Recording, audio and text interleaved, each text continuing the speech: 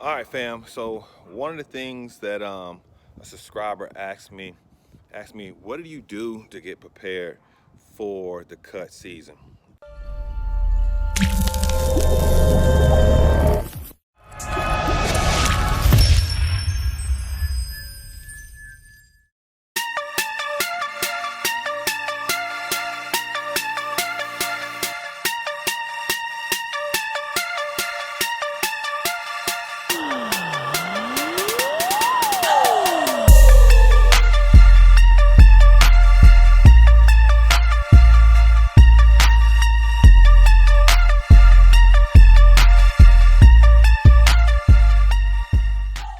What's up, fam? This is Vic from Quick Cutz Premium Lawn Care here in Conyers, Georgia.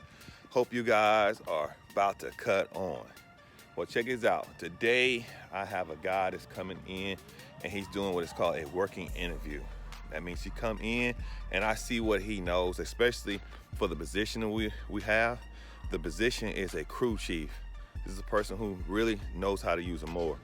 So we already tested him on the fundamental stuff with what do you call the 3-point turn, stuff like that.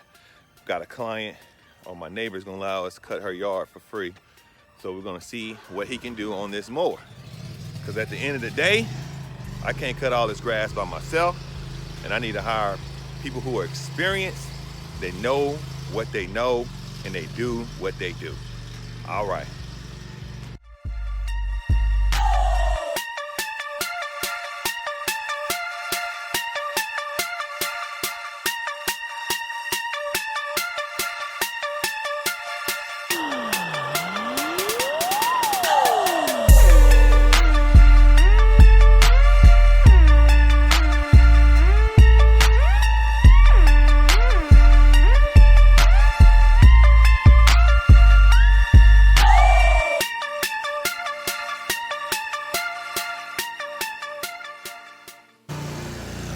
All right, fam, so we really like Justin.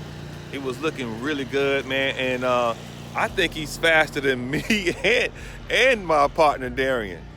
You know what I'm saying? Because he was cutting that yard pretty quick. So we're gonna add him to the quick cut squad. So we're gonna see Justin this summer, hopefully, for the long haul. Help us out. All right.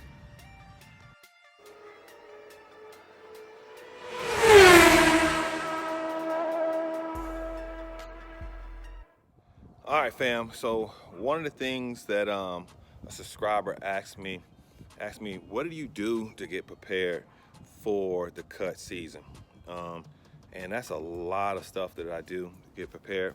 One of the things I do to get prepared, if you're a solo operator, is I begin to understand my routes, where I want to put out my flyers. And like I said, I use just regular Google Earth to actually detail the area I want to put out flyers. Just like you see in these pictures right here. I know these subdivisions. I know the prices I want to put in those subdivisions. So what I'll do is go ahead and mark my prices on my flyers and put these out. I got a great flyer, it's nicely designed and everything. So that's one of the things I do to get myself started. Knowing the sunny days, like today, man, it is like 50 degrees and people are out washing their cars and stuff like that. I wish it wasn't on a Sunday because I will put my flyer out. And the only reason why I'm not going to put it out today is because it's supposed to rain tomorrow. And I know people don't check their mailboxes on Sunday. So I definitely will put out my flyers on sunny days. Look on your phone. It'll tell you what days are really sunny. Put those doggone things out on that day. Now, if you're worrying about whether or not you touch your mailbox or not, hey man, you figure it out for yourself. For me, I do. I put it on the flags. All right, so the next thing I do to prepare for the cut season, I make sure all my equipment is maintenance, man. You know, new blades, oil change, etc., gas filters, and everything. And I'm just thinking it from a solo operator. Now, of course, if you have like a crew, one of the things that you will want to make sure you do is have some way of rituals and routines for your mower. Design that for people who are actually going to be the one who is going going to be servicing your mowers.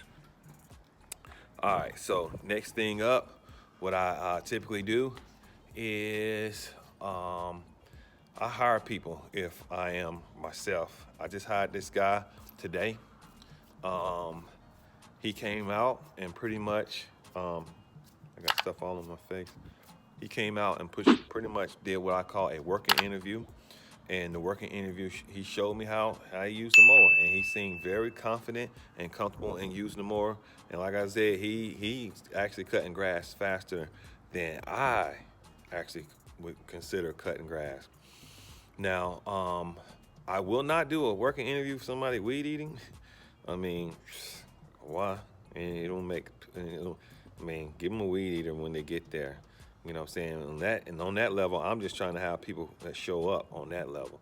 Someone who's getting paid $14, $15 an hour, hey, they have an incentive to be there because it's more than anyone else getting paid, and you know you're riding on the mower. But I digress. So the next thing I do, fam, to get ready for the cut season, I have already contacted my clients, man.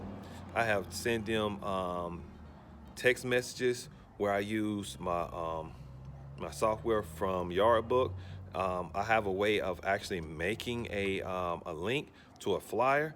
I send it on over to them, letting them know, hey, the cut season begins in 14 days, it begins in 7 days.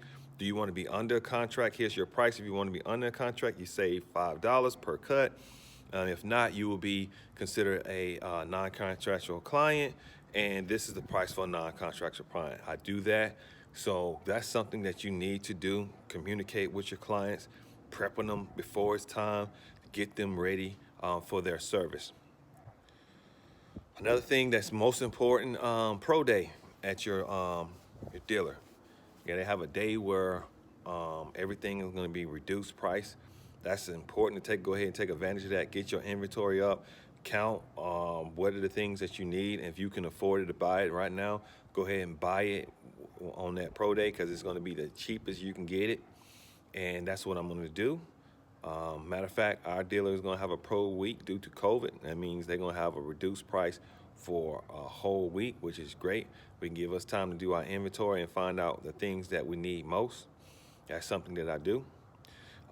You want to also get your rituals and routines together before you start cutting. Rituals and routines basically means that you know how you're going to get those calls in, how you're going to design it, like whether or not you're going to go weekly, bi-weekly service, one-time cuts. For me this year, I am going to do some one-time cuts because that's where the money is, and I'm going to explain that real quick. Well, most of them gonna call you to do their yard the same day. A lot of them gonna be like HOA problems, et cetera, et cetera. And what I do is I charge what is called a $15 scheduling fee. That means you get on the schedule, and it's $15. That $15 is just added to, it's part of your payment. So whatever let's say if it's $25, which I don't cut nobody yard for $25, it's $15. Once we finish, it'll be additional $10 that we'll charge the card. But know this, if it's overgrown, I am going to get a overgrown price. And what's so cool about it, when you get there, a lot of times they won't turn you away when you tell them, hey, it's a double cut. Instead of $50, it's $100, and that's what I charge. I charge double cuts. And the first service, I just started this year, my first service will be an additional $15. So let's say you are a $50 cut. The first service is going to be $65. That's what I put in writing because the first cut is always the longest. It's always the longest. And the reason why is the stick edging. The stick edging typically takes more time. Now, of course, if you are a year-round customer where you're getting your yard service year-round, we do monthly cuts in December, January, and February. I don't charge them $15 because it's already there because we done it. So I definitely do these things to get myself prepared for the cut season. Hopefully some of this information will help those out because at the end of the day, I can't cut all this grass by myself. All right, cut on lawn care family, cut on. I'm cutting out. Peace.